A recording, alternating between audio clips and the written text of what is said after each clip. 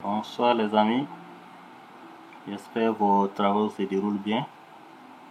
Je se retrouve une fois de plus pour partager quelques outils d'aide à la rédaction et d'aide à l'analyse des données. Donc nous recevons fréquemment des sollicitations, des appuis en ce qui concerne l'analyse des données. Mais j'avoue que c'est pas du tout facile de notre côté.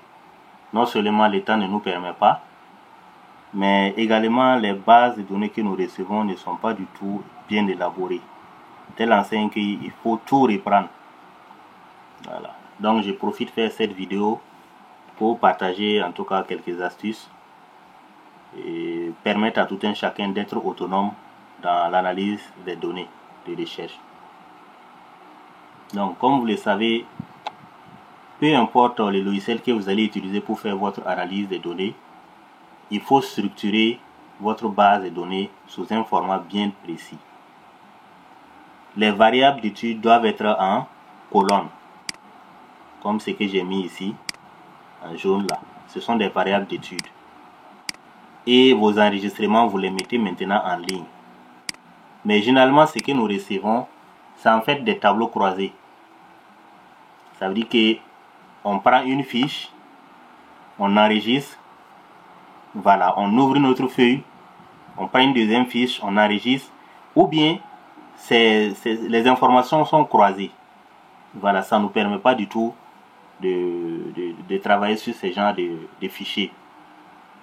Souvent, on est obligé de venir au niveau de l'onglet données ici pour ouvrir l'éditeur de requêtes Power Query et dépivoter ces tableaux croisés là avant de pouvoir faire les analyses. Voilà.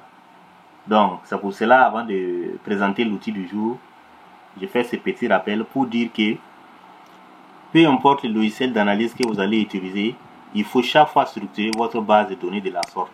Les variables en colonne et les enregistrements en ligne. Voilà. D'accord. Donc on va passer à l'outil du jour. Il s'agit de l'outil Chat CSV.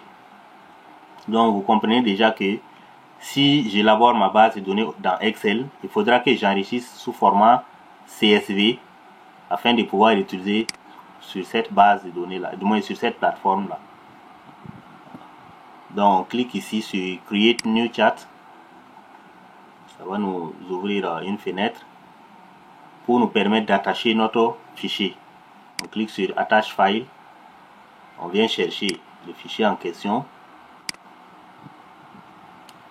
et on attend le temps de chargement.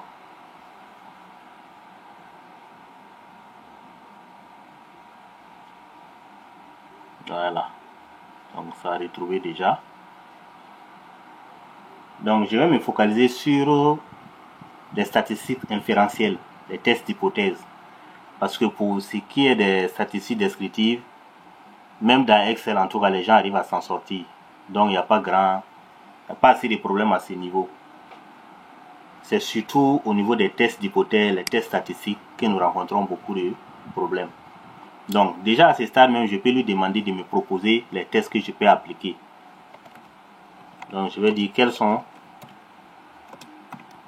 les tests statistiques qu'on peut appliquer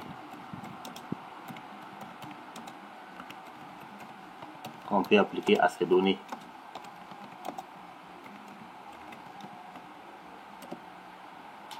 Donc il va me proposer les tests d'hypothèse qu'on peut appliquer. Donc il y a les tests de corrélation, tests de comparaison de moyenne, tests d'indépendance de Q2, tests d'ANOVA, voilà, tests de normalité de Shapiro-Wilk, et le test de Kolmogorov-Smirnov. Donc je vais lui demander par exemple, donc vous voyez ça m'a dit qu'on peut appliquer les tests d'analyse de variance. Si nous voulons comparer les moyennes de plus de deux groupes, nous pouvons utiliser un test d'ANOVA. Par exemple, nous pourrons comparer la consommation de carburant sur autoroute entre des voitures de différents constructeurs. Donc je vais lui demander par exemple de faire ces tests là.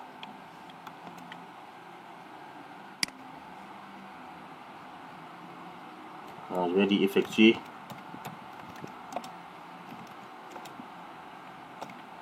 les tests d'ANOVA.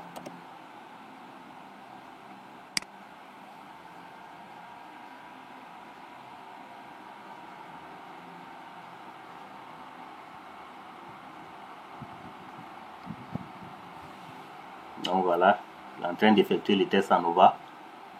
Et voilà les résultats. Donc ça me dit que les tests ANOVA a donné une valeur F de 18.35 et une p-value très proche, voilà, de 0,. Donc la p-value est inférieure à 0.05, ce qui signifie que nous rejetons l'hypothèse nulle selon laquelle toutes les moyennes de consommation de carburant sur autoroute pour les différents constructeurs sont égales. Il y a donc une différence significative entre les moyennes de consommation de carburant sur autoroute pour les différents constructeurs. Donc vous voyez déjà.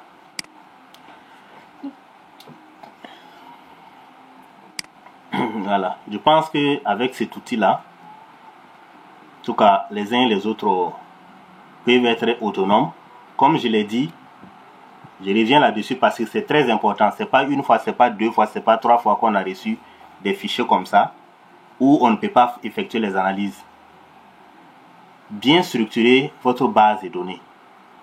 Voilà. Vous mettez vos variables en colonne et les enregistrements en ligne. Voilà.